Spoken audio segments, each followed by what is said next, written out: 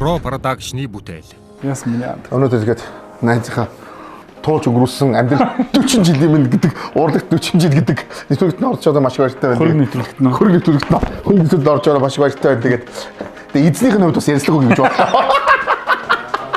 Манай ялдаг бол гэхдээ надад мэдэх байх. Аюу хөөрхөн тийм сэтгэлээрээ хөөрхөн хүний үгсээ аавна, үгэнд аюусаа орно. Би чамд тэгээ мундаг найз. Тэгээ бид ч одоо найзлаад одоо ер нь одоо баг 20 л өгч байгаа юм шүү дээ. 18 жил болж байгаа юм байна. Найзч эхлээд тий. тэр энэ 18 жил хамгийн хайрын, хамгийн харамсмар 18 жил байсан. Энэ хүн байгвал миний амьдрал ямар гоё тайван байх байсан юм бэ гэж бодохгүй бас зөндөө байна.